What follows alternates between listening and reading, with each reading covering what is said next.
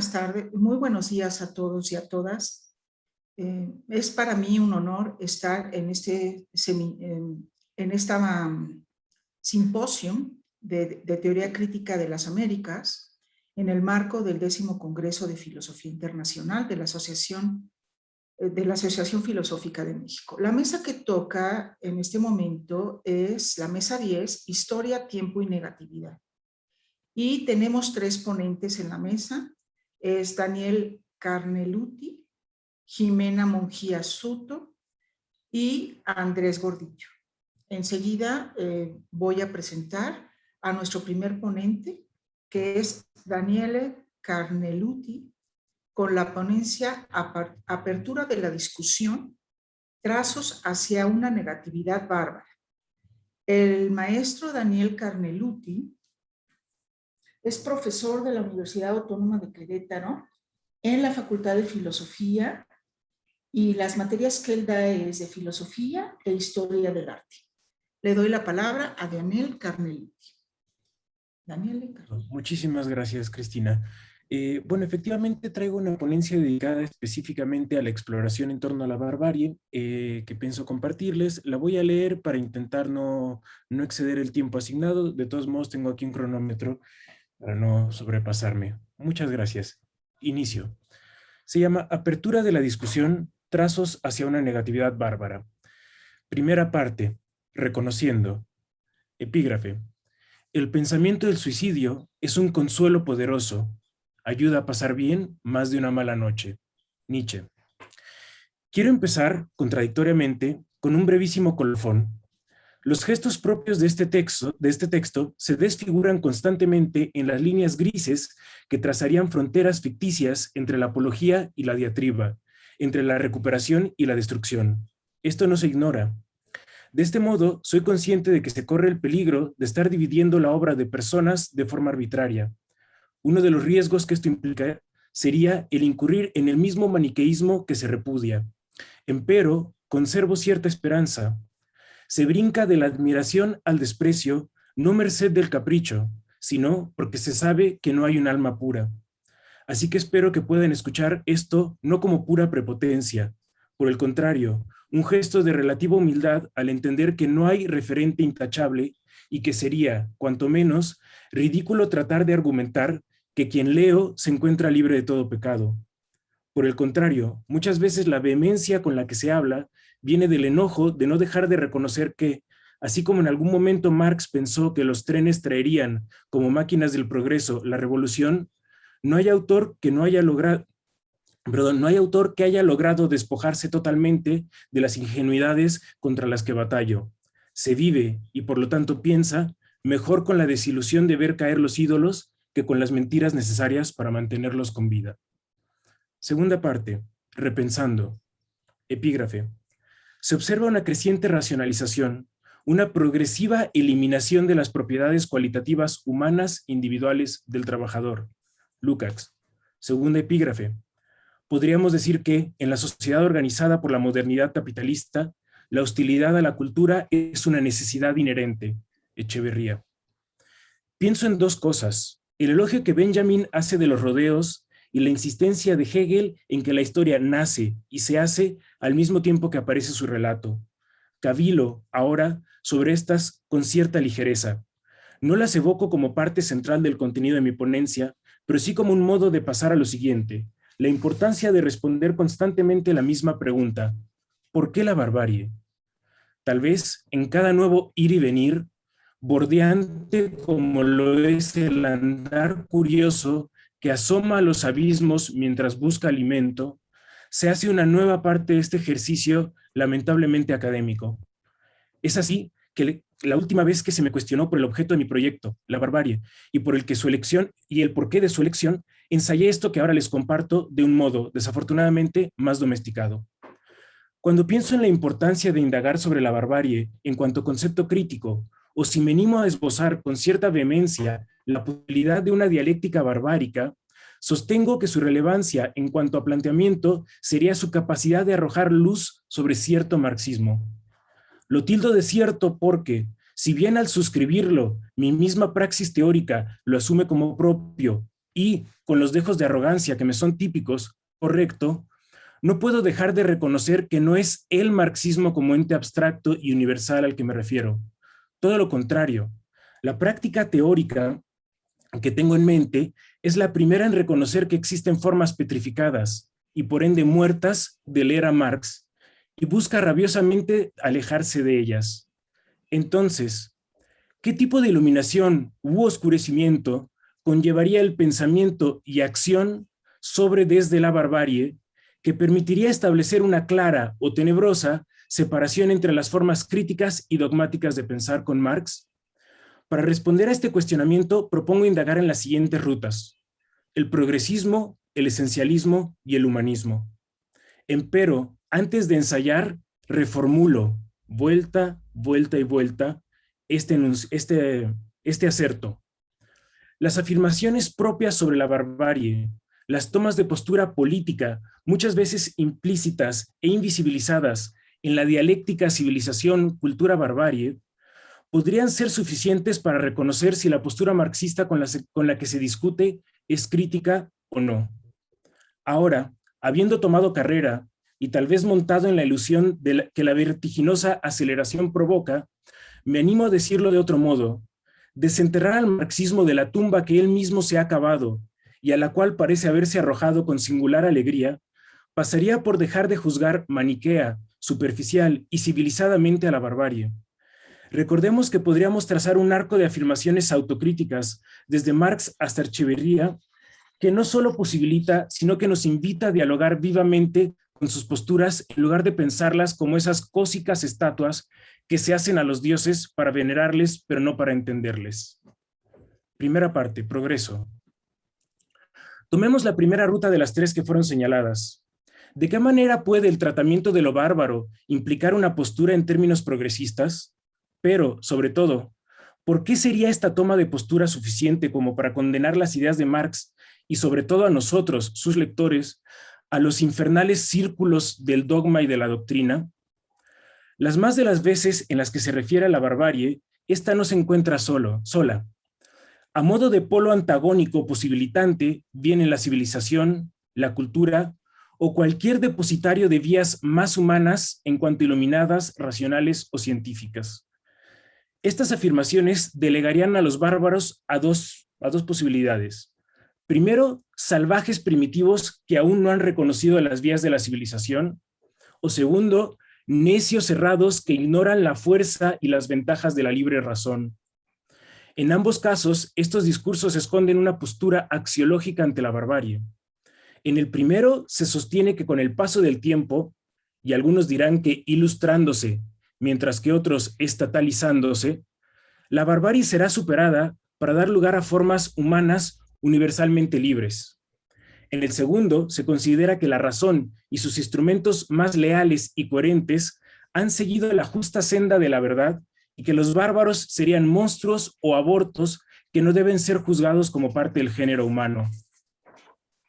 Para comprender por qué esa primera posibilidad, que mira hacia un futuro inexistente, implicaría un profundo desmarque de las bases propias de la crítica materialista y dialéctica, habrá que recordar la crítica que se hace del tiempo homogéneo y vacío, como un estándar para igualar e identificar el trabajo humano en cuanto a trabajo muerto. En otras palabras, afirmo que un pensar crítico que es seducido por la comprensión seriada de la civilización y barbarie está reinvisibilizando lo hecho evidente por la crítica al trabajo no pagado hecha por Marx. Ignora el llamado benjaminiano a romper con el continuum de la historia y separa contemporáneas tan radicales como la zapatista. En fin, se trataría de un marxismo tan vivo como las vacas sagradas de las academias. Retomando la segunda posibilidad, que guarda bajo su manga los juicios de desviación para rescatar de cualquier argumento su tan atesorada teoría de la preponderancia de la razón, es necesario reconocer que sí, qué significa incurrir en el error de la desarticulación del todo significativo del propio materialismo dialéctico. Defiendo que el pensamiento crítico no debe departamentalizar y segmentar la realidad para comprenderla, sino que, además, debiera comenzar desde su intuición de buscar justo esas monstruosidades en las cuales las contradicciones son más fáciles de captar y la realidad más fácil de entender en su efectiva problematicidad. La teoría no problematiza el mundo, reconoce sus problemas. No dejemos de pensar en cómo Adorno recupera lo enfermo, lo loco y lo dislocado como lo único capaz de decir la verdad a la cara del poder, o cómo, para Horkheimer, lo incongruente es peligroso para el adinerado. Por lo tanto, el significado de la desarticulación es doble. La conformación de un objeto a modo, con la mera intención de que este objeto se corresponda con la abstracción que se tiene de él, y la renuncia al subversivo poder político del otro, ocultar al monstruo para mistificar la realidad. Parte 2, esencialismo. Pasemos ahora a la segunda ruta, la propia del esencialismo. Cuando se leen las acusaciones que tan transversalmente y confiadamente inundan los textos marxistas, señalando la barbarie como un constante perjuicio, es imposible no tener una fantasía sonora que recuerda a la imagen impresa en nuestros oídos por el anciano que afirma con resignación y vana elegancia: ¡qué barbaridad! Al igual que ese viejo, el pensamiento crítico del que me alejo parece juzgar de modo abstracto el sustrato malvado que siempre conformaría el núcleo del bárbaro. Lo no civilizado pareciera trascender toda historia, falta de politicidad para aportar condena eterna. Tras leer el borrado de las relaciones sociales vivas, tras leer que el borrado de las relaciones sociales vivas constituye una capa de fantasmagoría fetichista alrededor de objetos que, simultáneamente, borran personas y rompen a bailar con sus amigas las mesas, presiento que cierto escepticismo debe sostenerse enérgicamente. Una de las cuestiones más evidentes y así emblemáticas surge al retomar una frase propia del séptimo fragmento que Walter Benjamin redacta sobre el concepto de historia. No hay documento de cultura que no sea a la vez un documento de barbarie. ¿Qué sucede cuando insistimos en la constelación dialéctica de la barbarie y sus aparentes contrarios? Pasa que se reconoce en el corazón del materialismo dialéctico el espacio para la coincidencia. Utilizo esta palabra con particular ahínco porque es la palabra que utiliza Marx en las tesis sobre Feuerbach, en alemán, Zusammenfallen. Pasa que se reconoce en el corazón del materialismo dialéctico el espacio para la coincidencia, pero no para la sacralización fetichista o la reificación cosificante. Como dirán los más serios dialécticos, no se trata de una estructura mental. El mundo está siendo así. Abro cita. La dialéctica no es un método. La dialéctica es la naturaleza propia, auténtica de las cosas mismas, no un arte exterior a estas. La realidad concreta es en sí misma dialéctica. Cierro cita, es Kojève. No esperemos que el mundo esté a la altura de los prejuicios. Al hacerlo, la filosofía cometería la felonía de descender del cielo sobre la tierra. Tercer apartado, humanismo. Dependiendo de su fanatismo, me animo a sentenciar que quien recorre la senda del humanismo puede comprenderse dentro del espectro contenido entre lo humano propio es infinitamente superior a lo natural y lo natural es un horizonte limitado frente al espiritual. Cualquiera que sea la posición específica dentro del rango señalado, se lee entre líneas, pero también en las líneas, la subordinación de la naturaleza a los fines del hombre.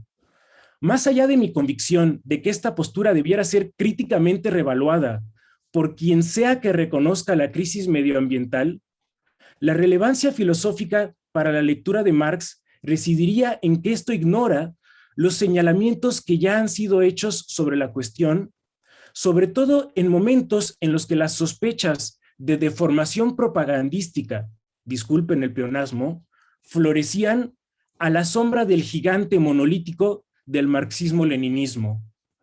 Según el filósofo de Thier, la intuición de esos peligros partidistas son el marco de escritura de las glosas marginales al programa del Partido Obrero Alemán.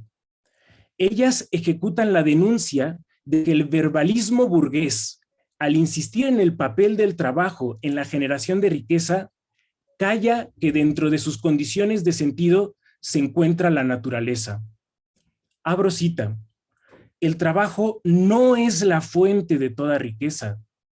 La naturaleza es tanto fuente de los valores de uso, y de eso se compone desde luego la riqueza, como el trabajo, que no es por su parte, sino la manifestación de una fuerza natural. Cierro cita. Acechado tanto por el nazifascismo como por la socialdemocracia soviética, Walter Benjamin, más de 60 años después, insistirá en la relación entre el vulgar conformismo y la subestimación de la naturaleza. Vuelvo a abrir cita. Al concepto corrupto de trabajo le corresponde como complemento esa naturaleza que, según la expresión de Dietzgen, está gratis ahí. Cierro cita.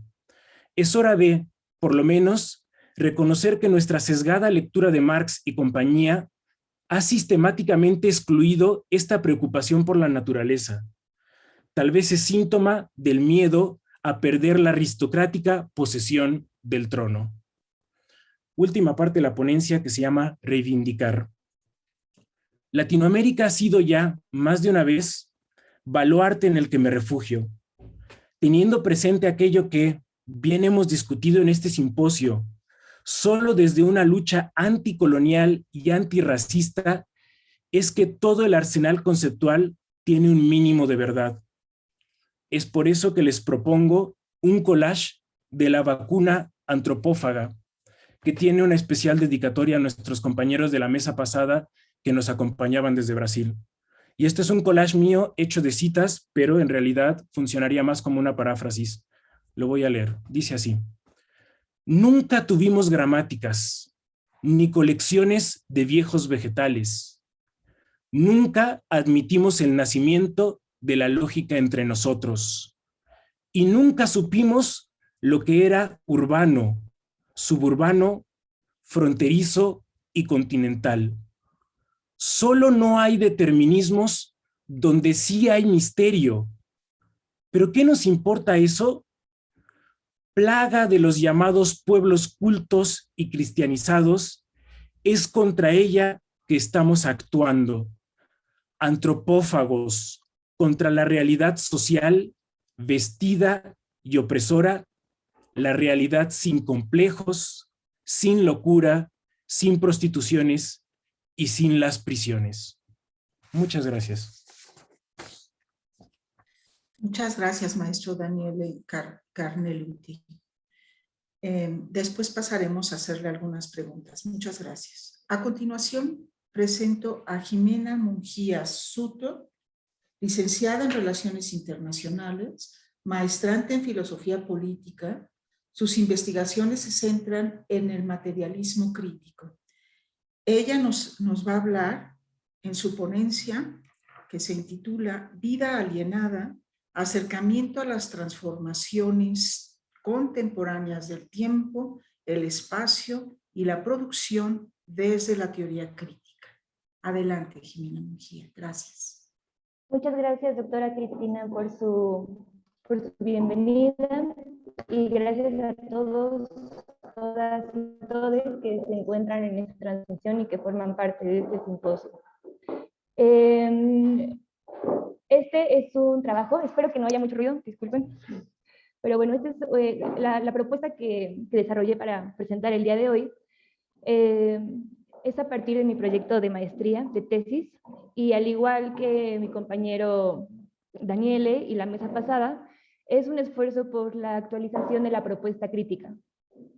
La importancia, bueno, los dos elementos que quiero resaltar de la teoría crítica, por las cuales es a través de los ojos que desarrollo este trabajo, es primero, que se toma en serio la propuesta marxista de la filosofía, o con respecto a la filosofía, de criticar despiadadamente a todo lo existente.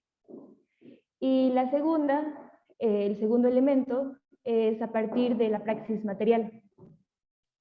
La praxis material, a diferencia de la que no lo es, entiende,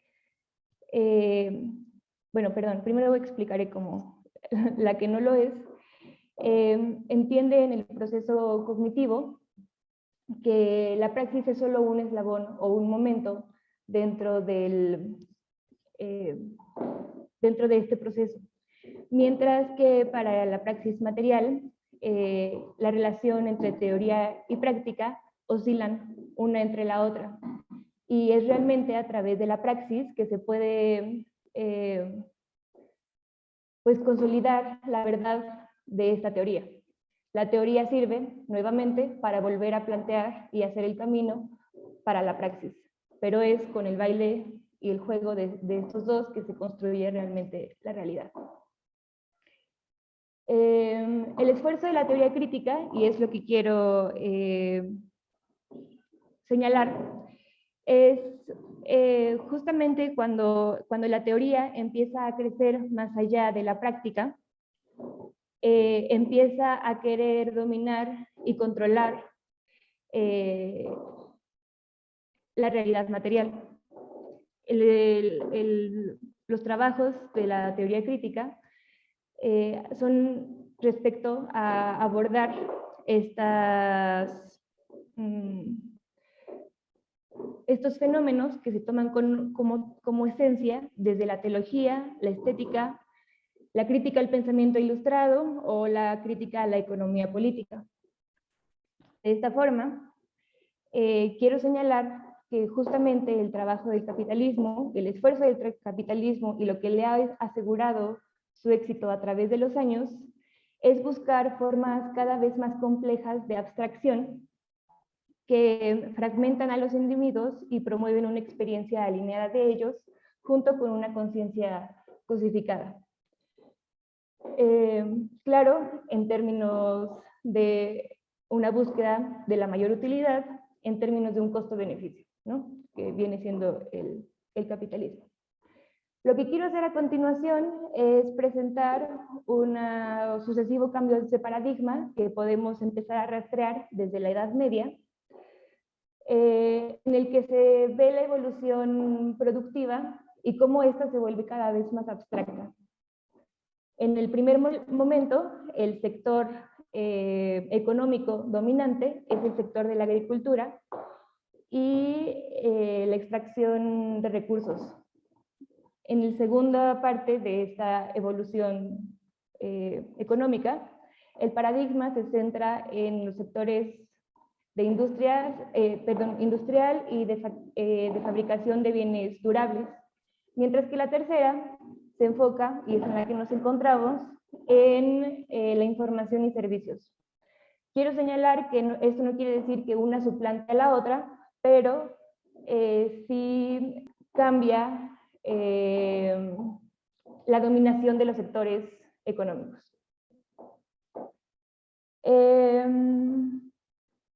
Para hablar de la situación actual, de la economía como la experimentamos actualmente, es importante mencionar dos pasos importantes. El primero es la acumulación flexible que se dio al principio de los 70s, y la otra es la denominada New Economy, que comenzó al final de los 90s. La primera, la acumulación flexible, lo que hizo fue asegurar fluidez al desvincular la producción monetaria de la riqueza material y anclar el valor en el dólar. La segunda, la New Economy, surgió a través del desarrollo tecnológico y su trabajo se enfocó en la digitalización y tecnificación del proceso productivo. Así, hemos llegado a un proceso productivo actual en donde la producción principalmente es abstracta y la generación de riqueza es a partir de la especulación. Por esto que la información y los servicios sean tan importantes para consolidar el sector dominante de la economía. Esta mayor abstracción conlleva a una mayor alienación y por lo tanto a una mayor complejidad para asumir una conciencia colectiva,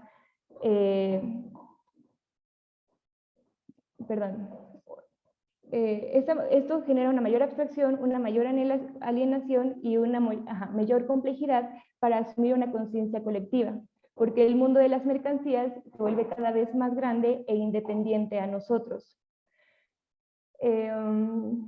Aquí quiero ocupar el espacio para hablar como en contextos concretos, lo increíble que es hacer un montón o realizar un sinfín de actividades a través de los teléfonos celulares, ¿no? Que son objetos, sin la necesidad de relacionarnos directamente con ningún sujeto, ¿no?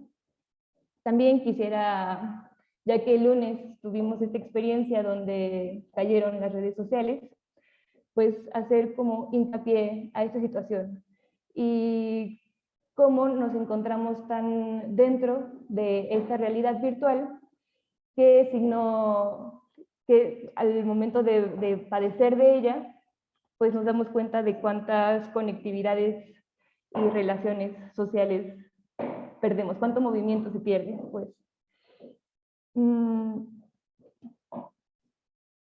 A esto quiero hablar, ya como asumiendo más la cuestión del tiempo y del espacio, es que si el tiempo y el espacio se objetivan a través de los procesos productivos, ¿qué sucede con estos elementos dentro de una producción mayormente cognitiva y abstracta?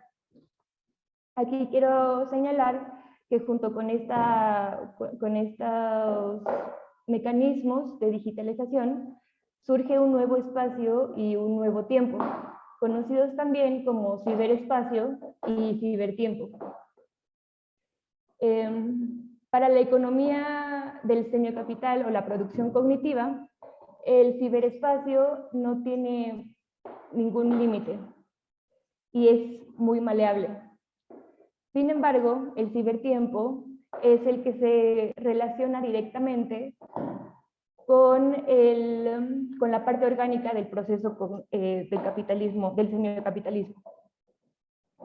Sin embargo, aunque el ciberespacio cuenta con esta amplitud y maleabilidad, está directamente anclado al espacio material. Y el cibertiempo ocupa como campo de batalla el tiempo. Por eso es que estos mecanismos demandan de nosotros una constante atención y uso de nuestro tiempo. Esto lo quiero aunar a esto, que el uso normalizado e íntimo y cotidiano del espacio digital y la tecnología del tiempo y el espacio, al cruzarse y entrecruzarse con el ciberespacio y el cibertiempo, crean una experiencia constantemente abstraída. El cibertiempo, como el ciberespacio, es una abstracción del tiempo y es una abstracción del espacio. Pero al relacionarnos con ellos de forma tan cotidiana, tan normal y tan íntima, nuestras percepciones del tiempo fuera del ciberespacio y del cibertiempo mantienen una abstracción, como si nos mantuviéramos dentro de las redes sociales. Crean una experiencia parecida a lo que yo llamaría una eterna simulación, que subsume la experiencia completa del espacio y el tiempo. De alguna forma, el teléfono logra relevar el uso del reloj, porque logra de manera más efectiva vaciar y homologar el tiempo. Esto es realmente lo que quería establecer. Y también me gustaría agregar, más o menos a modo de conclusión, sin ser una conclusión, intentando no ser ni demasiado optimista ni demasiado negativa, que creo en la capacidad democrática y crítica que existen en el Internet y el potencial comunicativo y transformador que hay en él. Pero para que este potencial pueda ser libremente percibido, además de que requiere mantenerse ajeno a la valorización productiva, debe de oscilar con el ejercicio práctico. Es decir, que necesitamos regresar a los espacios de no virtualización. Eso sería todo por mi parte hasta el momento. Muchas gracias. Gracias, Jimena Munguía. En breve te haremos algunas preguntas. Muchísimas gracias por compartir tus investigaciones. Bueno, a continuación voy a darle la palabra al maestro Andrés Gordillo, y él es licenciado en Historia por la Universidad Iberoamericana, Campus Ciudad de México. Tiene estudios de posgrado en 17 Instituto de Estudios Críticos. Es coordinador de Historia e Historiografía en investigación en historiografía, teoría de la historia, psicoanálisis, teoría crítica y literatura. Y la ponencia que nos va a dictar es teoría crítica e historiografía, el concepto de historia en la teoría tradicional y la teoría crítica de Max Horkheimer. Adelante, Andrés Gordillo, por favor. Gracias, doctora Cristina. Al Congreso en general, saludo a todas y a todos, Daniele, Jimena, etc. Bien, pues no leeré el texto, más bien creo que me aventaré a articularlo verbalmente para fines de ir también tejiendo algunas enunciaciones que ha hecho Jimena y Daniele en sus presentaciones. El nombre de esta ponencia sugiere pues que la noción de historia, este célebre ensayo. Pero antes de entrar, digamos, de lleno ahí, me gustaría como dar unas pautas de hacia dónde y cómo es que me interesa esa noción, dado que es, digamos, una amplia hermenéutica o elucidación del concepto sin más. Esta investigación se encuentra, digamos, inscrita en un proceso mucho más largo y ¿no? de lo que ha sido mi elaboración de grado. Esta elaboración lleva el nombre de una fórmula que he estado haciendo, que he nombrado como historiografía negativa. En términos muy generales, la historiografía negativa tendría como objetivo leer históricamente las escrituras cuya particularidad fronteriza, es decir, que no se inscribe, digamos, en un discurso únicamente o en algún género, etc.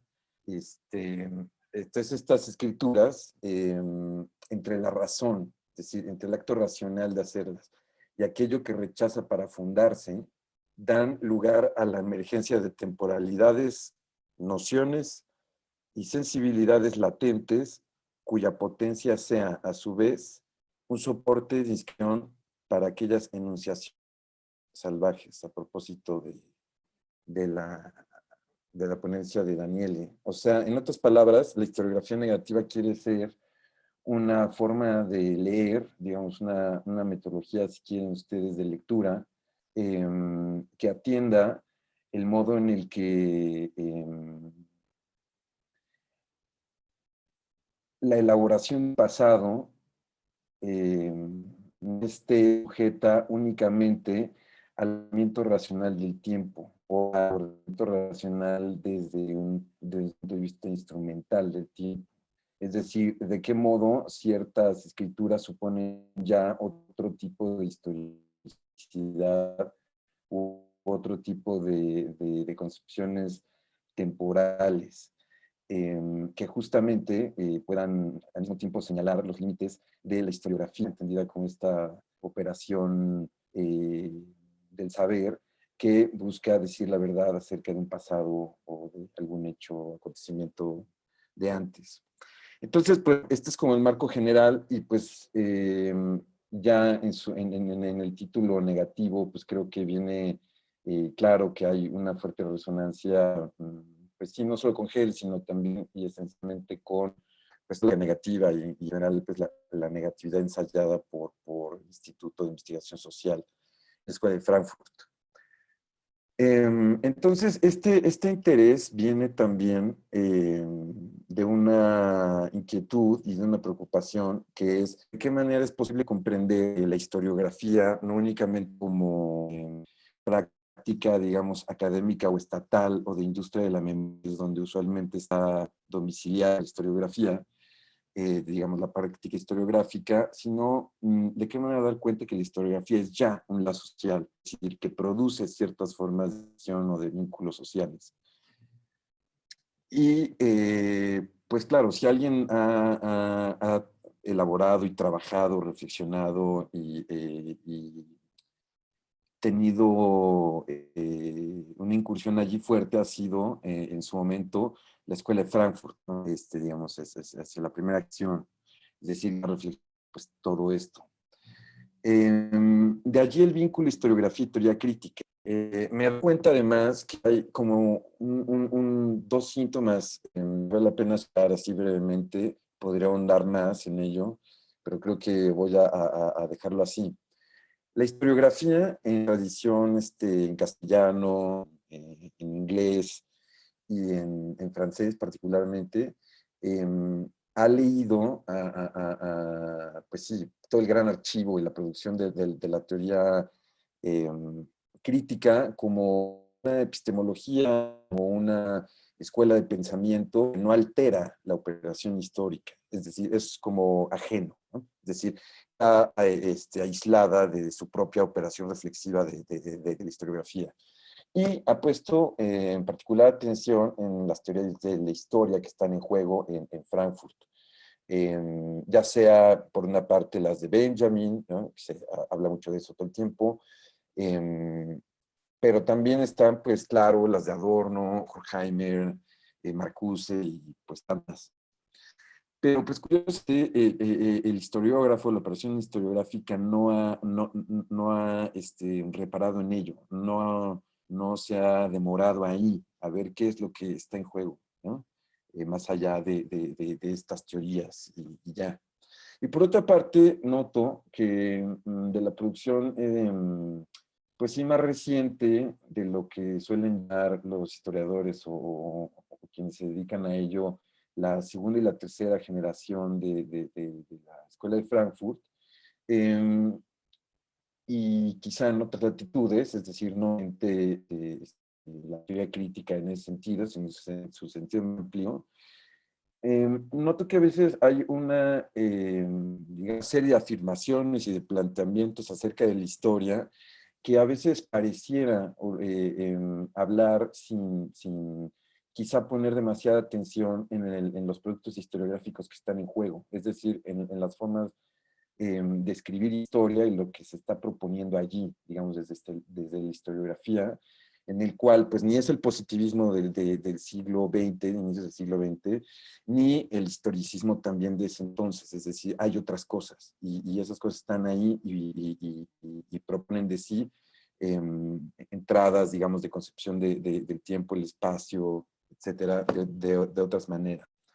Entonces, pues claro, lo que me interesa reflexionar es puntualmente y en algunos textos, qué es lo que estuvo con la noción de historia, una vez más, en Horkheimer.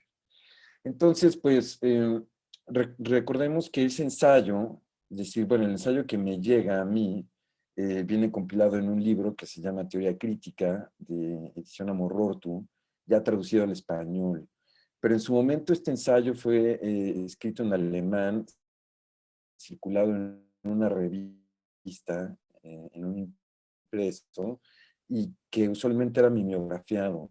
¿Por qué subrayo esto? Porque yo creo que es importante, es decir, qué es lo que estamos leyendo, a qué tipo de mediaciones nos estamos encontrando leyendo a Horkheimer o a quien sea hoy, ¿no? En 2021, en fin, estas condiciones, etc. Este ensayo sale a propósito de la celebración del 70 aniversario del primer volumen de Capital de Marx. Mm. Y entonces, pues, en resumen, el ensayo intenta elucidar a qué se refiere Horkheimer en teoría crítica y cuál sería su distinción y el contrapunto a la teoría tradicional, particularmente una discusión frontal con el pragmatismo, el positivismo de esa época, claro, y el historicismo, digamos, toda una de pensar de la modernidad que ha operado de modo deductivo, es decir, una forma de pensar deductiva que justamente por operar de ese modo se ciega o digamos tiene una resistencia respecto a la propia historicidad de sociales o de los conceptos, etcétera. Por historicidad entiendo ese movimiento de no coincidencia de toda presencia o instancia de presencia metafísica. O sea, en otras palabras, podríamos pensarlo como el movimiento no idéntico, ¿no? Para fines quizá de lenguaje de la teoría crítica. Entonces, pues claro, lo que me doy cuenta es que en ese ensayo la historia y la historicidad, es decir, dar cuenta que todo cambia y que todo cambia de muchas formas y que no hay nada, digamos, estable y que se sostenga del mismo modo siempre. Entonces, que todo está cambiando y eso implica ya una posibilidad de agencia al respecto, dado que no todo, digamos, el crimen no es perfecto. Entonces, me llaman la atención estos puntos, ¿no? En primer lugar, la atención del método inductivo que sugiere Horkheimer, es decir, hay que ir por el asunto indiciario, hay que leer en términos indiciarios, hay que leer los síntomas, las cosas que están y cómo exigen ellas ser planteadas. Al revés, insisto, de el usual modo deductivo que critica. El otro punto que me parece fascinante y verdaderamente lúcido es que allí más historicidad del conocimiento científico o bien la historicidad de la epistemología, algo que por ejemplo en el campo de la historiografía no se hace y no lo comprenderán hasta 1970. Es decir, como 40 años de diferencia entre estas reflexiones de la historiografía, que se entiende a sí misma como histórica, y que se da cuenta, pues, y se cuenta que todas sus operaciones están atravesadas por la historia, digamos. Pues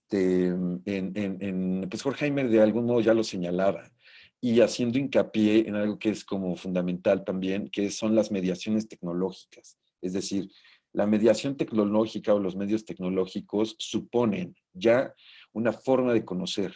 Es decir, dime desde qué soporte piensas y te digo cómo estás formulando tu pensamiento. No es lo mismo pensar en la era del impreso a pensar en la era digital o en la era digamos, de los escribanos a la oralidad.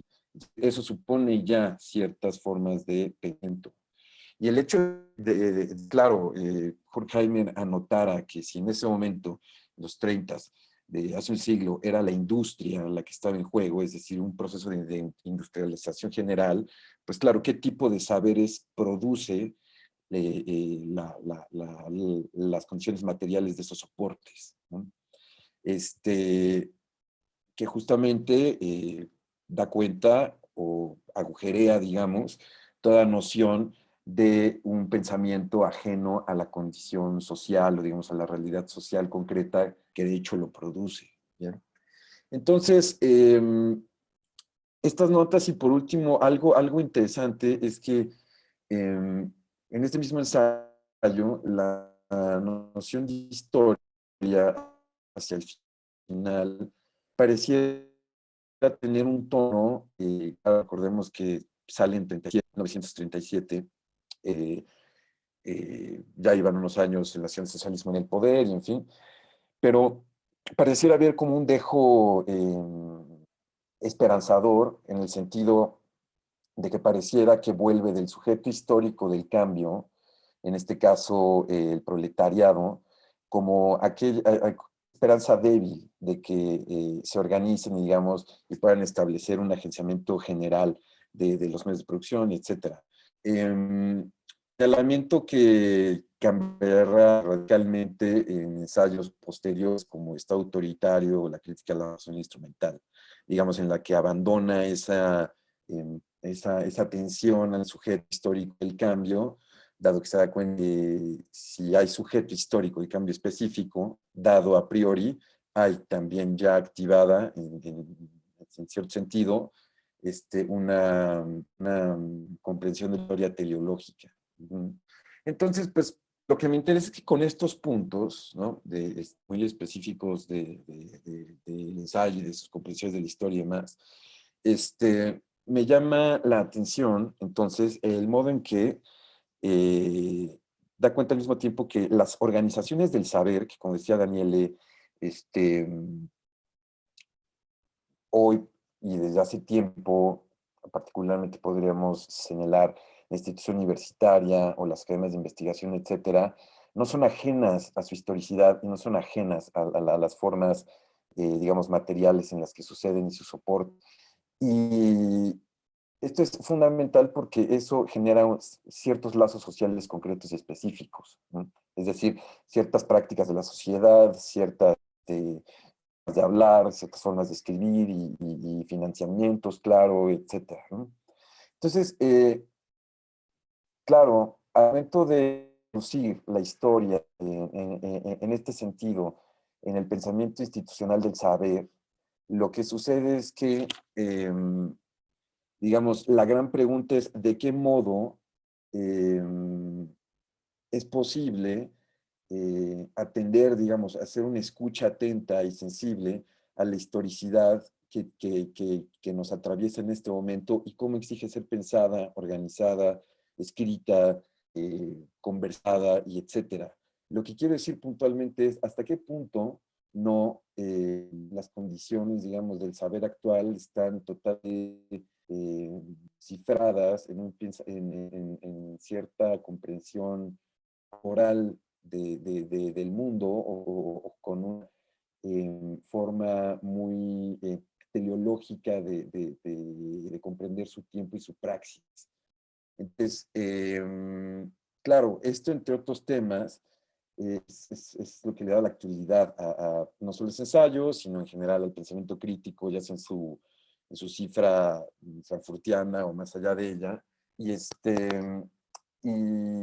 la importancia de la historia, o digamos de la historiografía ahí, creo que es actualizar estas cosas y estos síntomas, estas agudezas que han estado dichas desde hace como 100 años o más, y que pareciera que a veces por miles de estaciones o son olvidadas, que sabemos que el olvido no es así como normal y ni responde a algo como inocente, sino todo olvido viene, digamos, mediado o atravesado por algo más, alguien más.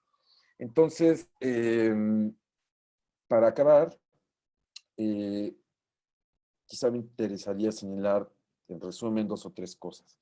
La primera, la potencia historiografía y teoría crítica, particularmente frankfurtiana, lo que hacen a mi gusto, es decir, esa afinidad, obviamente con las distancias que también hay entre unas y otras, entre una tradición y la otra, es que llevan el pensamiento a una historicidad radical.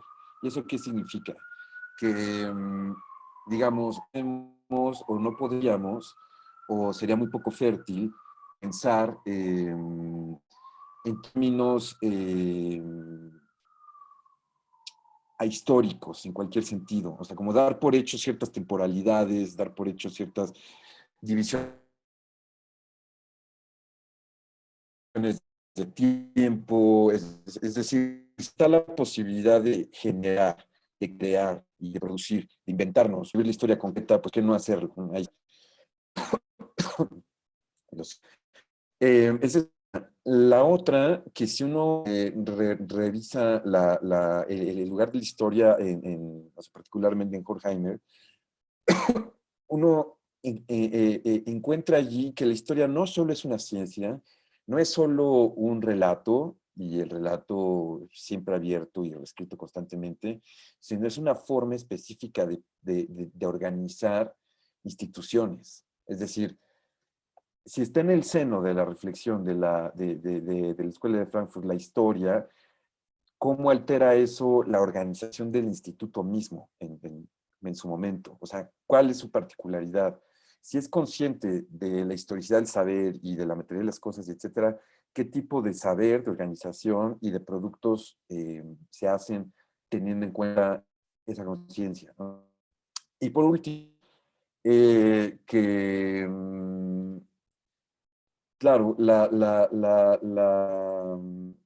potencia instituyente que hay en esto, es decir, en esta actualidad trayendo la teoría crítica y demás, creo que tiene en las instituciones del saber ortodoxas y creo que puede llevar justamente a plantearse una crítica a esa administración real que pueda generar lugares distintos de pensamiento, pero concretos y reales. Es decir, la historiografía y la teoría, crítica encarnada históricamente en su lazo social, no únicamente, digamos, en su versión epistémica, que sería una vez más como hacer esta escisión, ¿no? Esta escisión entre pensamiento y praxis o algo así. Entonces yo creo que hasta aquí voy a dejar mi discurso y les agradezco mucho. Muchas gracias.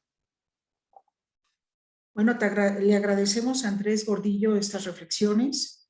Y ahora, como la mesa se llama Historia, Tiempo y Negatividad, y después de haberlos escuchado, dejé una pregunta para cada uno de los ponentes, si me permiten leérselas. Bueno, para Daniele Carneluti, la pregunta sería: las categorías teóricas de barbarie y civilización que usas a partir de los autores de la teoría crítica pueden servir para analizar objetos de estudio históricos, como puede ser la relación entre los misioneros franciscanos y los pueblos mesoamericanos en la Nueva España. Esa sería para ti. Ok, ¿paso de una vez entonces? Sí, por favor.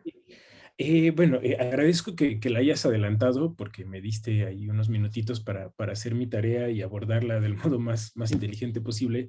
Efectivamente estoy como... La respuesta sería en términos generales afirmativa. Creo que funciona, sin embargo, creo que sería importante acudir a algunos conceptos, llamémoslos satelitales, en torno a esta dialéctica de la civilización y de la barbarie. Yo aquí pensaría un poco en crear lo que dirían Adorno y Horkheimer, Adorno y Benjamin, perdón, imágenes dialécticas, en donde la noción de buen salvaje es importantísima. Es decir, yo no sé si podría ser justo esto que propone, ¿no? De pensar la relación que tienen los franciscanos en la Nueva España con las personas autóctonas. No sé si lo podría hacer sin la noción de buen salvaje.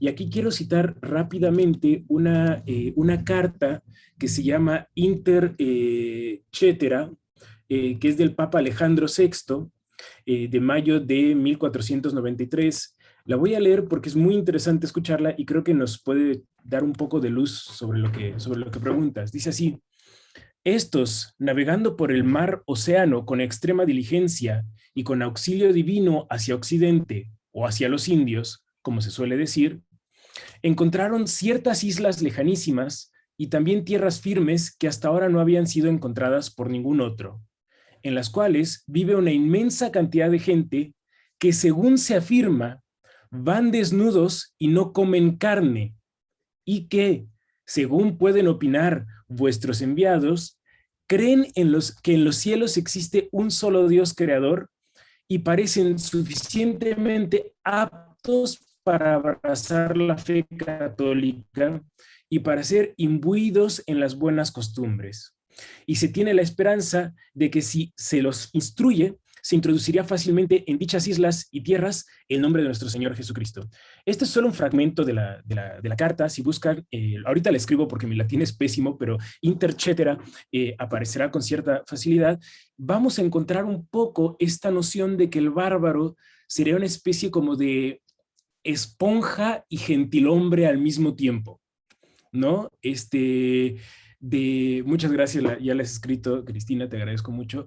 Y en ese sentido, creo que la noción de buen salvaje es importantísima, y de bárbaro también, y sobre todo su relectura crítica, porque nos ayuda a hacer puentes, por ejemplo, con Rousseau o con Bartolomé de las Casas, ¿no? En donde tímidamente, o también podríamos ir a Montaigne, en Montaigne a mí me gusta mucho, mucho más, ¿no? En donde esta idea del buen salvaje no es una especie de esponja gentilhombre, sino en realidad de un estatuto moral superior. En la teoría crítica a mí no me gusta hablar de estatutos morales, pero lo que dice Montaigne es brutal, ¿no? Si llegaron a Francia y lo primero que nos dijeron es, yo no entiendo por qué los pobres no están matando a los ricos, tal cual, ¿eh? Y eso les daría una especie de sentimiento moral superior. Entonces, creo que sí puede dar una luz interesante y provechosa en ese sentido esta dialéctica, insisto, pero sin casarnos solo con el concepto de barbarie, sino creo que es necesario flexibilizarlo y además historizar, ¿no? Porque hablar de bárbaro para Esquilo es totalmente distinto que hablar de bárbaro para Benjamin, ¿no? Entonces es un poco minucioso, pero lo que yo he hecho ha sido harto divertido, ¿no? Entonces eso sería lo que contestaría de buenas a primera. Muchas gracias, Cristina. El micrófono. Muchísimas gracias, Daniel. Bueno, para Jimena, ¿cómo percibes la experiencia del tiempo y el espacio desde esta virtualidad, por ejemplo, de las clases, las juntas, etcétera, por plataformas más virtuales? ¿Y de qué manera eso nos lleva a revalorar el tiempo y el espacio en nuestras relaciones sociales actuales, físicamente? Muchas gracias por la pregunta. Quisiera contestar con un comentario que hace Franco Bifo Berardi, que habla mucho sobre estas cuestiones de semiocapitalismo.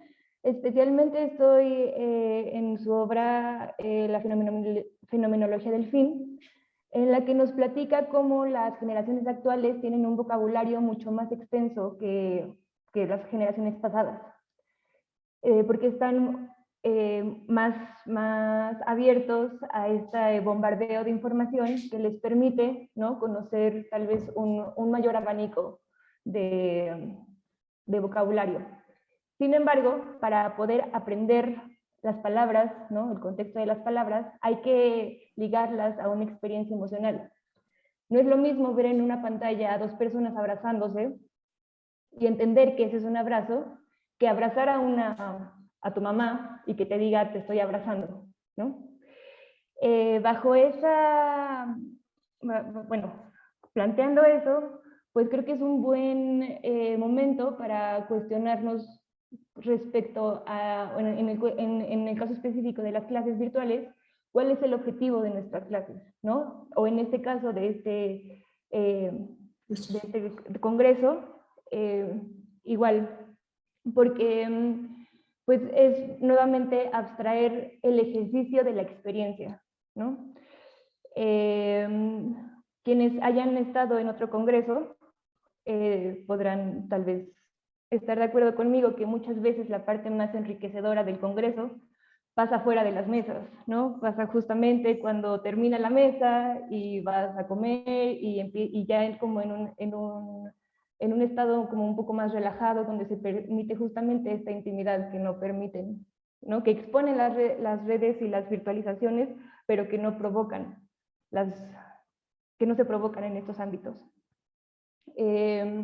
Entonces, pues, o sea, como qué importancia nos lleva a revalorar el tiempo y el espacio en nuestras relaciones físicas, pues a eso, a no reducir una relación solo porque tienes contacto con ella, ¿no? O yo creo que es tal vez la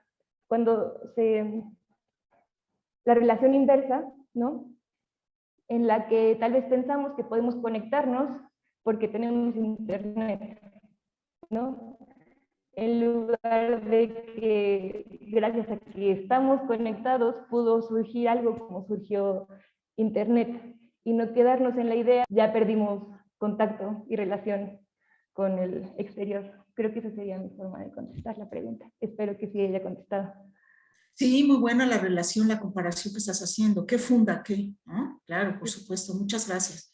Para Andrés, ¿cómo podemos revisar críticamente los conceptos históricos desde los autores de la teoría crítica, porque justo ahora lo estamos haciendo a propósito de la revisión de las interpretaciones historiográficas de los 500 años de la caída de Tenochtitlan. Andrés, por favor. Sí, gracias. En resonancia también con Daniel una vez más, ¿no? A propósito de estas cartas y los naturales y los bárbaros que habían aquí, o dicen que había aquí hace 500 años. Claro, esa es una gran pregunta y supone ya muchas complejidades que vale la pena señalar.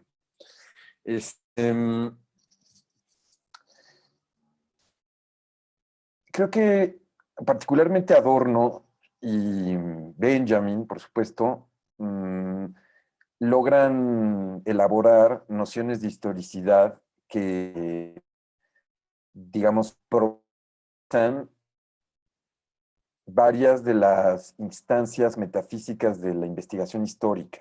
¿A qué me refiero? Si uno pone atención y lee dialéctica negativa o los seminarios que hace a 50 en adelante, en nociones en cómo elabora el hecho, o sea, la noción de hecho, uno se va a ir dando cuenta que realmente lo que va develando es que, de hecho, el pasado, ¿no? O los pasados, o lo que sucedió antes, eh, para él no es un problema saber qué pasó específicamente, o sea, cuál es la realidad de esta X, sino cómo esa incógnita y cómo ese abismo, digamos, o esa grieta que es, puse en cada momento, en cada presente, explicaciones. Explicaciones de índole histórica, ¿no? Es decir, ¿qué es aquello que la razón histórica quiere capturar? ¿Y bajo qué medios? ¿Y desde qué puntos de vista? ¿Y cuáles son sus intenciones? ¿No? Sus dispositivos de explicación y etcétera, ¿no?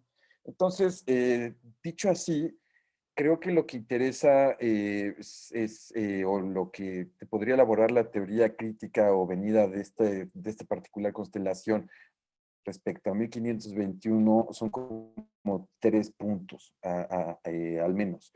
Una, leer que esta 1521 síntoma, o sea, ¿por qué los historiadores quieren decir la verdad de eso? ¿Por qué los historiadores quieren producir la verdadera explicación? ¿Y por qué hay un monumento enorme ahí en el Zócalo? ¿Y por qué hay toda una discusión en el impreso, en el mundo digital, etcétera? ¿Qué es lo que se está agitando? ¿Qué es lo que está suponiendo esa disputa de la memoria? Esa disputa de cierta explicación política del pasado o esa soberanía. O sea, ¿qué soberano quieren? ¿Qué historia producen? ¿No? En otras palabras, primer lugar. Segundo lugar, historiográficamente hablando, yo creo que lo que ha aportado por decir Bolívar Echeverría en tanto su elaboración del etos barroco y demás, como, digamos, cierta sensibilidad para aproximarse a ese mundo y a esas modernidades y demás, yo creo que podría abrir así como una cosa poco explorada desde el punto de vista del historiógrafo. Es decir, ¿cuáles son las grandes críticas que le harían? Digo yo pensando en términos como de historiador, es bueno, sí, estamos en siglo XVI o siglo XVII, en un horizonte medieval, puedes hablar digamos, capitalismo concreto, o toda la forma del tiempo sigue cifrada en medievales. No ve nada, absolutamente nada, más que un mundo medieval, etc. No se puede hablar de esa manera, en fin. Yo soy el primero en decir que es una exageración que no se pueda pensar de esa manera, porque eso supondría una elaboración del tiempo bastante este, pues muy estrecha, ¿no? O sea, claro que se puede profanar todo, o sea, es la idea, ¿no? Y por último, creo que vale mucho la pena pensar cómo se ha estado produciendo el relato, o cómo se ha escrito, la conquista, pero formalmente, es decir, novela, ensayo científico, artículo de investigación, película, ¿qué es lo que está en juego allí? Es decir, ninguna le va a atinar a la verdad, porque no, pues, buena suerte, o sea, eso no es posible. Sí es posible hacer algo con los medios y las mediaciones narrativas o de creación de esos relatos, ¿no? Entonces, jugar en estos documentos que ya nos leía Daniele, constelarlos de algún modo, yo no sé, ¿no? Algo así, creo, a propósito de esa pregunta. Entonces son esos 3 puntos. Muchas gracias. También, pues los museos, ¿verdad? Ahorita están exponiendo imaginarios europeos sobre de la Nueva España, por ejemplo. Bueno, muy bien. Claro. Tania González tiene una pregunta. Adelante, Tania. Sí, muchas gracias, doctora Cristina Ríos.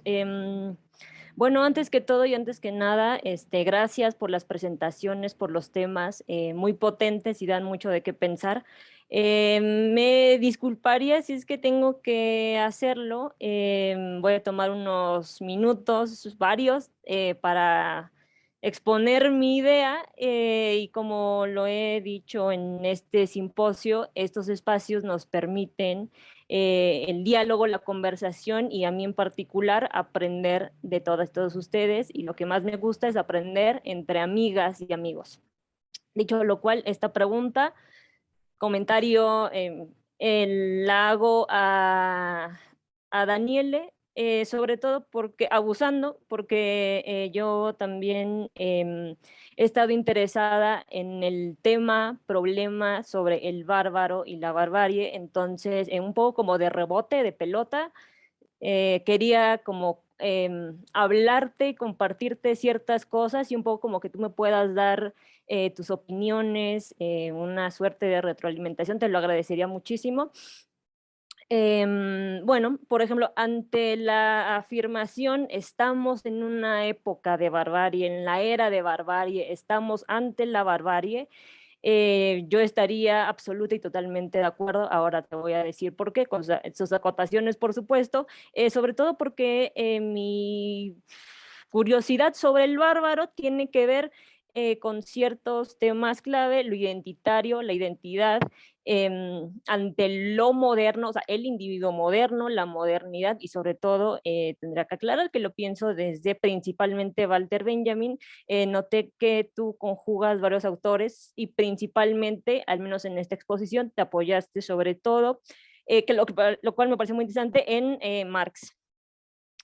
Bueno, y cuando digo barbarie, y por qué estoy de acuerdo en que estamos en una época de barbarie, es porque barbarie en una suerte de proceso de subjetivación, es decir, o sea, nos encontramos ante el procedimiento de la invención del bárbaro como el otro o lo otro. Es decir, y esto, claro, no solamente es un otro enfrente, sino que tiene ciertos procedimientos. O sea, esta invención del otro primero pasa por una, permíteme, lo tengo aquí todo apuntado.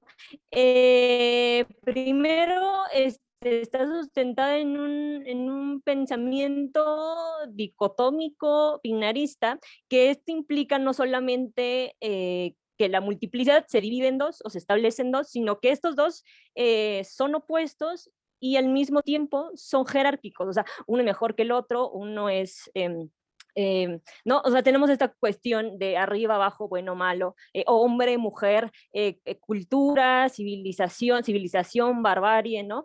En ese sentido, lo segundo es que en ese sentido, ante este proceso de subjetivación, lo bárbaro como lo otro se entiende como el inferior, como el dominado, como el subyugado, y es un otro que no se parece a nosotros, hablo en términos de fenotipia, que no habla como nosotros, que no respeta las leyes ni las normas morales. Entonces, o sea, ¿y por qué lo de invención? Porque esta invención, esta exclusión del otro, esta criminalización del otro, o sea, ha sido siempre la lógica del fascismo, de la exclusión, de la dominación. Un fascismo, habría que decirlo, que nunca se fue, no se ha ido, nunca se fue. Justamente lo vemos reflejado en estas políticas de exclusión, ¿no? Ahora, yo quería regresar, por ejemplo, si habría que hacer una suerte de genealogía, habría que irnos al discurso griego, que justamente cuando hablan de lo bárbaro, o sea, lo inscriben dentro de un discurso de su propia superioridad. O sea, todo lo que no es heleno es bárbaro. O sea, como el enemigo antagónico, civilizatorio, racializado, que nos amenaza, al que le tenemos miedo y sobre el que contra de él hay que ir. Entonces, ahora en la coyuntura que nos atraviesa, que nos construye, bueno, ahora contemporáneamente, por así decirlo, ¿quién es el bárbaro? ¿Quiénes serían los bárbaros? Pues los subyugados, los excluidos, los marginados, es decir, las comunidades afro, los indígenas en resistencia, las lesbianas, los gays, los trans, los migrantes, los trabajadores. Y entonces, o sea, ante esto me parece que nosotras y nosotros interesados y digamos, interesados en la teoría crítica, no solamente per se en sus figuras centrales, sino justamente retomando sus conceptos y sus entramados teóricos, por ejemplo, el de la barbarie, de la teoría crítica, pues, o sea, ante estos problemas, o sea, de los trans, de los indígenas, de los trabajadores, de los migrantes, a los refugiados, de los excluidos, bueno, pues la teoría crítica tendría que dar cuenta y generar herramientas teóricas que nos ayuden a dar cuenta de estas problemáticas. Ahora, ¿por qué? O sea, ¿y por qué digo esto? O sea, ¿por qué lo bárbaro o la barbarie se nos presenta como un tema y más bien como un problema? O sea, ¿por qué molesta hablar de los gays? ¿Por qué molesta hablar de los centroamericanos que están ahí varados en la frontera sur, ¿no? ¿Por qué molesta hablar de los derechos de las mujeres? Bueno, pues porque justamente lo bárbaro o la barbarie, pues, o sea, pone en crisis la hegemonía. O sea, en la hegemonía, sus discursos, sus procedimientos, sus dispositivos, que entre otros son justamente los que lo sostienen, entre otras cosas, pues todos estos mecanismos muy propios y muy presentes de lo que hablamos y conocemos y nombramos como modernidad. Entonces, bueno, eso, yo me extendí un montón, mil disculpas, eso sería mi... Si tuvieras alguna opinión, o sea, con tus investigaciones, si pudieras darme una retroalimentación, como te había pedido al principio, con respecto a este tema, sobre todo porque a mí me interesa, justamente como decías, y me gustó mucho a los inicios de tu presentación, a dar cuenta del bárbaro de forma dialéctica, o sea, y lo bárbaro también me gustó muchísimo como un concepto crítico, como creo que es la responsabilidad de la teoría crítica, pensando, como bien dice nuestro simposio, desde las Américas. Muchas gracias. Cristina, ¿quieres Adelante, Adelante, Daniel. Nada más tomen en cuenta que faltan otras 2 preguntas y además que los autores respondan. Gracias, Daniel. Sí, seré breve. Quiero arrancar con un chiste, pensando un poco en esto que Zizek rescata de Wittgenstein, diciendo que quien no sabe contar chistes, quién sabe si sabe hacer filosofía. Es un chiste que no es mío, es un chiste de Family Guy, de Padre Familia, ¿no? En el cual Godzilla llega a Haití después del terremoto, lo encuentra destruido y dice, ¿sabes qué? Mejor reculo, y se regresa, ¿no? Los deja en paz. Yo creo que Godzilla es un bárbaro, porque ¿qué habrían hecho los civilizados Estados Unidos? Ahí ven la oportunidad para reconstruirlo todo, ¿no? Entonces, yo quiero en realidad reformular muy brevemente esto que decía Tania. Ojalá viviéramos en una época de barbarie. Yo creo que si viviéramos en una época de barbarie, nuestras violencias se detendrían antes. Estoy sinceramente convencido de eso.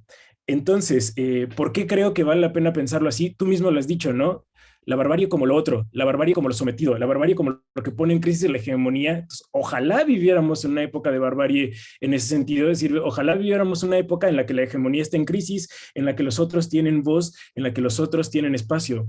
Y rápidamente, la primera mención que yo he encontrado del bárbaro, si no mal recuerdo, es Esquilo, en sus tragedias.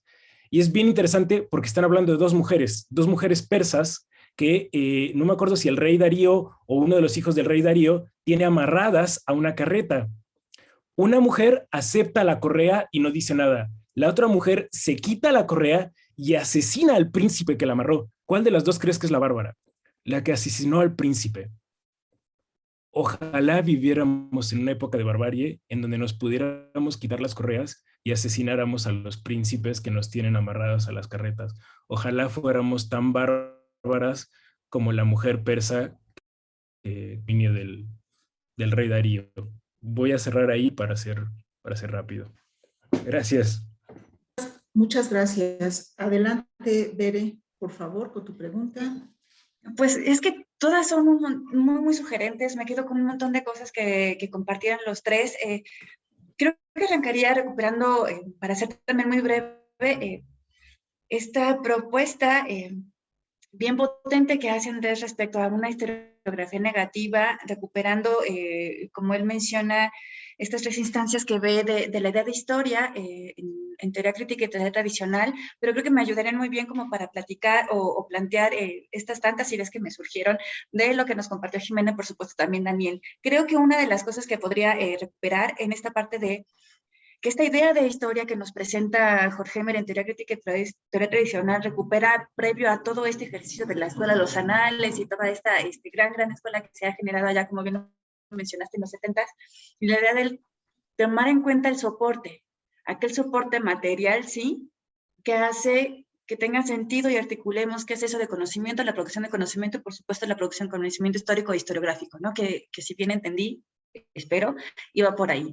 Y lo ligaría con lo que nos presentaba Jimena y le aventaría una idea que me surgió en el momento que estaba ella presentando y más una vez que nos contestó la primera pregunta que se le lanzó respecto a si en este sentido podremos advertir como espacio esta potencia que tú ves para la democratización en otras ordenadas, como tú lo mencionaste hacia el final de tu presentación, a partir de advertir que estos nuevos soportes en los que nos estamos desenvolviendo, por supuesto que sí ya han calado en nuestra estructuración psíquica y en el manejo de nuestra economía libidinal, de la energía libidinal, y a partir de advertir eso, ver ahí este hueco, ver ahí esta potencia, y pues darle la vuelta, ¿no? Como tú bien lo propones y nos invitas. Y creo que esa parte recoge lo que nos está mencionando Andrés respecto a, creo que una de las tantas cosas que se nos va de lado es que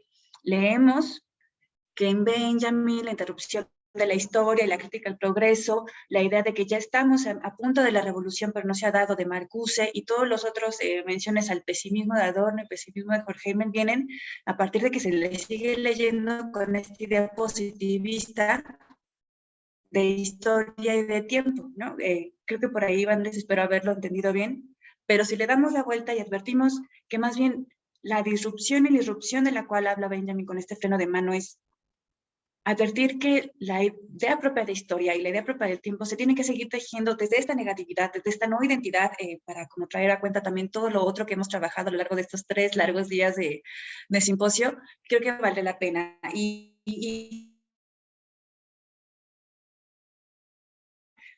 Primero para ver si por ahí va la propuesta de Andrés, que esto me parece como muy potente y por supuesto sugerente y que abona como mucho el esfuerzo. Y a partir de ahí, pues, ahora en esta última parte no podría estar, pero sí seguir defendiendo que en documento de cultura y documento de barbarie no es de que una sea jerárquicamente mejor que la otra, sino darnos cuenta que están las dos cosas, ¿no? Y leerlo hay una dialéctica de la identidad y no identidad, no para que nos vayamos de un lado a otro, sino para que lo veamos ahí presente y que esta presencia de ambas cosas, como también lo citó Daniel al principio, no es que uno haga el arte ahí, sino que la dialéctica está ahí y a partir de ahí es que tenemos como estos espacios de agencia, ¿no? Estas posibilidades de hacer, como también lo mencionaba Andrés. Solamente era como eso y ver si había alguna cosa que pudieran compartirnos a partir de lo que yo vi y estas potencias que advertí en lo que nos presentan. Muchas gracias, Berenice, por tu reflexión. Ahorita paso la pelota a todos los demás, pero Andrés también tiene una pregunta. Adelante. Si quieren, adelante y me sumo más bien a la elaboración de un comentario más amplio al final, si quieren. Bueno, muy bien. Nos quedan 10 minutos y hay una pregunta de Héctor que dice, barbarie no es un concepto, una intención, dos conjuntos ideológicos y dos historias, digamos, una barbarie peyorativa y en la dialéctica negativa son tratadas ambas significaciones. Saludos a todos. Bueno, ¿qué pueden decir acerca de esta reflexión? Y luego leo una cita de Wittgenstein que pone aquí Daniele Cagneluti. Adelante. ¿Quién quiere tomar la discusión?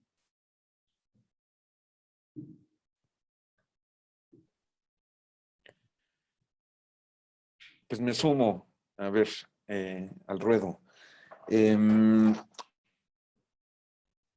Dos notas. De acuerdo con Berenice,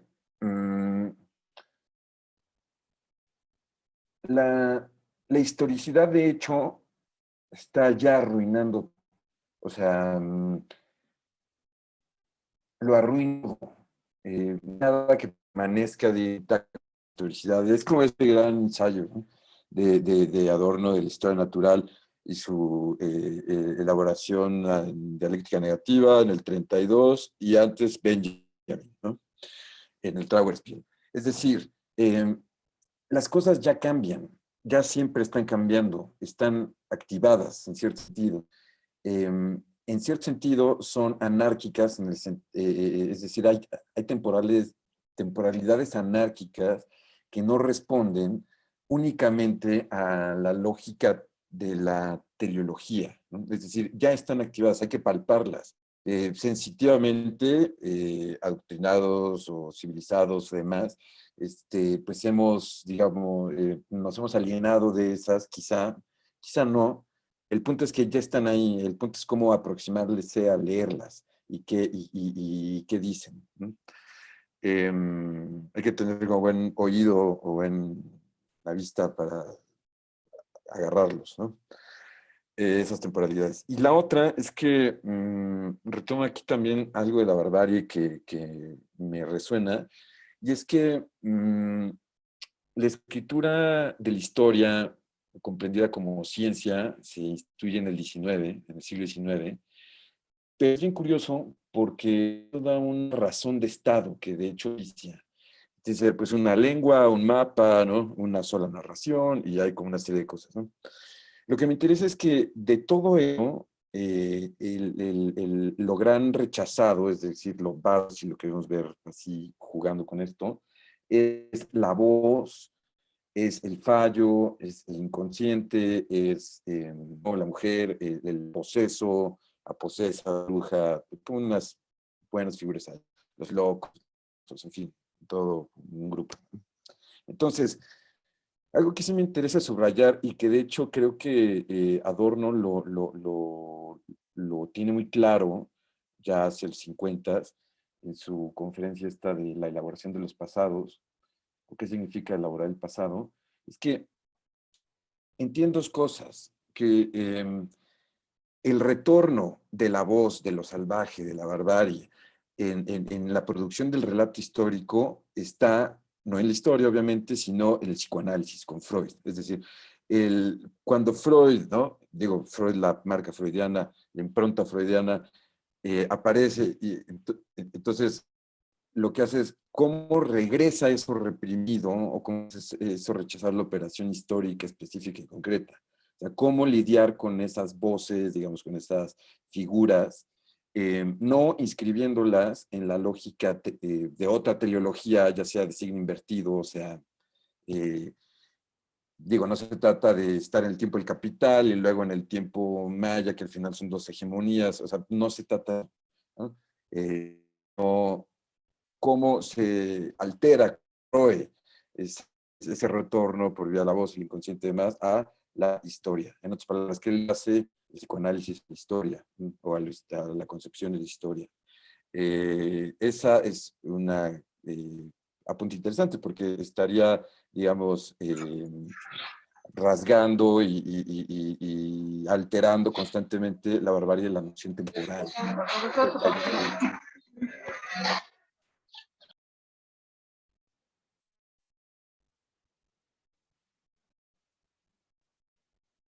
Fin, ya, bueno, ya acabé.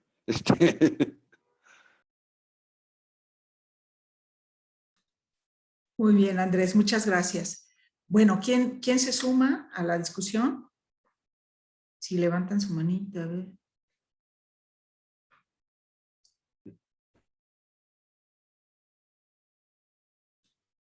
Yo quisiera, perdón. Adelante, adelante, adelante. Bueno, primero quisiera como hablar un poco sobre los comentarios de Berenice y después ya me voy a sumar a la cuestión de la barbarie, pues tomándola desde reflexiones que he tenido específicamente como del espacio virtual.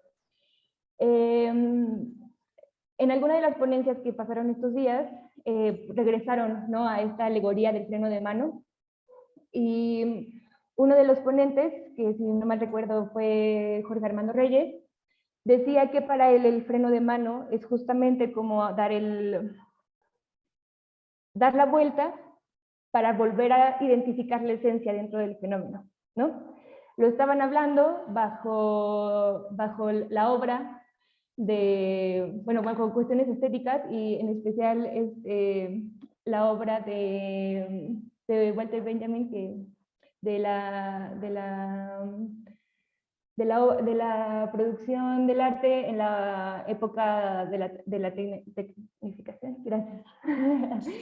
Y hablan de cómo este uso técnico del arte, ¿no?, que siento que ya podemos como realmente percibir, ayuda justamente a plantear las posibilidades de utopía, ¿no? Pero de la utopía como posibilidad. Y justo como el exponer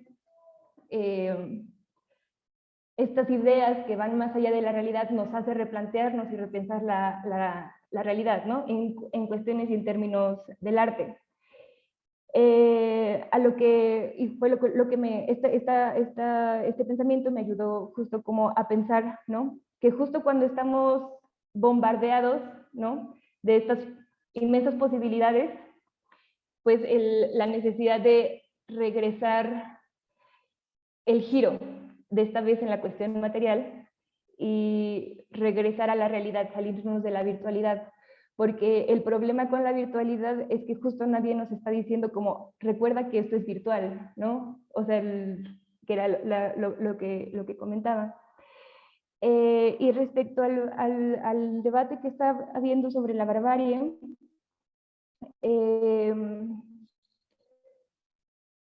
pues estábamos justo ayer dialogando de esta idea que pasa en redes sociales ¿cómo se dice? De cancelar a alguien, ¿no? de decir, alguien no está actuando con los presupuestos con los que ahorita la conversación se está llevando a cabo, ¿no? Puede ser tanto a favor o en contra de ciertas cosas, pero si tú no te alineas, ¿no?, al discurso que está viendo, la respuesta es la de cancelación, ¿no? Y como al hacer eso, vuelves a entrar en esta dicotomía de tú no, lo que tú dices no está bien, y se vuelve pues muy, muy violento y es acribillar nuevamente, ¿no? Entonces, vuelvo a, me gusta cómo lo maneja Daniele, ¿no? En este juego en el que todos somos bárbaros y víctimas de barbarie, ¿no? Y pues, obviamente, el ejercicio crítico busca pensar los límites, ¿no? No se trata tampoco de darnos todas las licencias o permitir todas las licencias para no ser el bárbaro o ser demasiado bárbaro, pero pues justo eso, cómo se juega constantemente en el discurso, y es el discurso que también se está modificando, ¿no? Entonces pasamos de un lado a otro y jugamos constantemente en este juego de presas y cazadores. Gracias, Jimena. Quiero leer algo que María Estela Navarro nos deja a todos aquí en el chat. Dice, gracias por sus presentaciones, todas muy provocadoras. Daniele, sin duda, necesitaríamos ser más bárbaros como la mujer persa. Jimena, creo que el cibertiempo tenemos que empezarlo a ver de forma dialéctica con el tiempo que ocurre fuera de los medios. No sé si estés de acuerdo, Jimena. Bueno, muy bien. ¿Alguien más? Andrés escribió que tenía un comentario. Adelante, por favor. Jimena, Dime.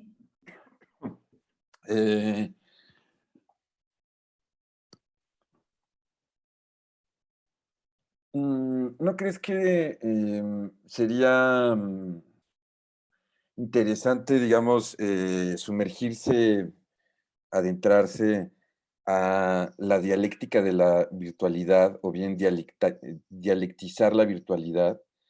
Mm, lo digo porque si bien y me sumo a esas reflexiones que has dicho, pues si este medio supone toda una articulación social que tiene como muchas situaciones que más bien parecerían estupidizar, ¿no?, a la sociedad, es decir, yo estoy muy de acuerdo, pero creo que al mismo tiempo es posible explorar otros sentidos de lo virtual.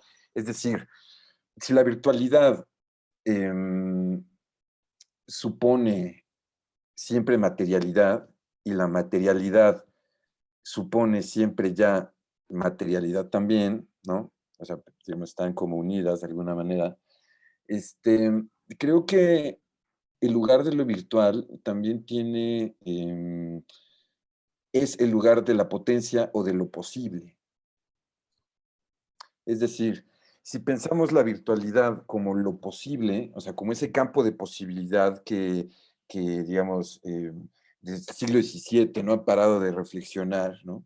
La posibilidad de las cosas, que algo pase, o en general, podría ser interesante. Y encarnar en el cuerpo, o sea, la mano material, pues como un órgano madre, ¿no? Porque es también el lugar de la potencia, digamos, de la virtualidad. Me explico, porque la mano puede. Ujú. Entonces, creo que sería como ponerle un más a la dialéctica de lo virtual para justamente dar cuenta que la virtualidad y su relación con la tecnología o con la técnica es, si bien digamos, está caída en el uso instrumental, sí, pero también la tecnología tiene otra cualidad y es que es anárquica, o sea, se está constituida como sin origen, ¿no? La técnica no, la tecnología sí. Y además está atravesada por la historicidad, insisto. Entonces, creo que sería bastante rico entrarle por ahí, y además muy prolífico, curiosamente, ¿no? Y ya, solo era ya me quedé pensando, pues. Sí, Jimena, adelante, sí. Gracias. Sí, muchas gracias porque sí, estoy de acuerdo en lo que dices. Y quería agregar, igual con las que he reflexionado estos días con las ponencias en las que he estado presente, pues cómo se habla mucho del apocalipsis, ¿no? Y por algo este momento económico es también nombrado como postcapitalismo, ¿no? Y justo como arañando las puertas de la crisis generalizada. Entonces, creo que ya estamos en un momento en el que tenemos que pensar cómo darle la vuelta, jugar en este espacio extradialéctico, por decirlo así, y pensar en cambiar las reglas, justo por lo que dices, porque el espacio lo presenta así. Por eso lo creo también como un espacio que podría ser democrático, ¿no? Y que o sea, por más que se esfuerza el sistema en controlarlo, en jerarquizarlo, en manejar sus flujos, pues es el mismo flujo el que logra que hayan salidas, ¿no? Que no pueda abarcarlo todo y que no pueda controlarlo todo. Entonces creo que sí hay que reconocer esas cosas y pues entrar más a la crítica de la virtualidad que se me hace muy compleja justo por estos grados de abstracción que hay y que es muy difícil reconocernos como cuál es el papel realmente que estamos jugando con esto. Gracias. Gracias, Jimena. ¿Alguna otra pregunta para ir cerrando ya? Hacer una reflexión final. Pues no sé si responder ¿sí? rápidamente la pregunta que había hecho Héctor, aunque ya Adelante. no lo veo. Ah, sí, claro. ¿Dónde está? Sí, pero ya no lo veo. Bueno, a ver, de todos modos, así como No, de todas maneras, porque nos están viendo en Facebook, por favor. sí, sí. El comentario rápido que la pregunta, la repito, solo la parte entre signos de interrogación. Sí, Dice, claro. barbarie no es un concepto dialéctico que pone en tensión dos conjuntos ideológicos y dos prácticas sociales antagónicas contradictorias.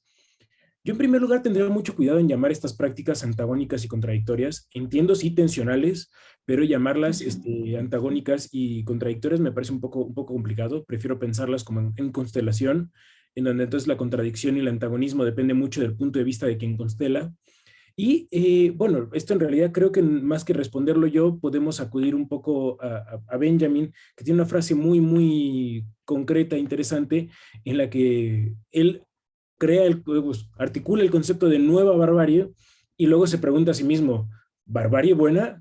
Sí, en sentido positivo, ¿no? Y creo que por ahí entonces podemos hablar efectivamente de dos nociones de barbarie. Yo sigo trabajándola y no me convence totalmente el asunto, pero en donde sí de repente puede ser la barbarie fascista por un lado y por otro lado la barbarie en la que estaba pensando Benjamin, que era una barbarie artística como la de Paul Klee, ¿no? Y listo. Muy bien, pues yo les agradezco a todas y a todos su asistencia a esta interesantísima mesa, que queda un registro en Facebook, por si quieren volverlo a revisar. Les agradezco mucho haberme invitado a moderar esta mesa, a Daniel, Jimena, Andrés y a todo el staff de acá. Muy interesantes sus reflexiones y pues no dejen de seguirnos, público en general, por favor. Por la tarde, a las 4 de la tarde, continuamos con las mesas siguientes en el programa, que son las herencias de Bolívar Echeverría en la teoría crítica. Bueno, muy bien, pues gracias a todas y a todos. Muchas gracias a ti, Cristina. Gracias a todos, gracias a todas. Un abrazote. Ok, que les vaya bien. Adiós, Muchas gracias a todas y todos. Un gusto. Sí, Nos vemos a hasta las luego. 4. A las 4. Muchas gracias, doctora Cristina. Excelente moderación, de verdad. Salió muy bien la mesa. Muchas gracias, Tania. Bueno, pues mis temas son novohispanos, así es de que, pero la teoría crítica es de Bolívar Echeverría para analizar sus objetos.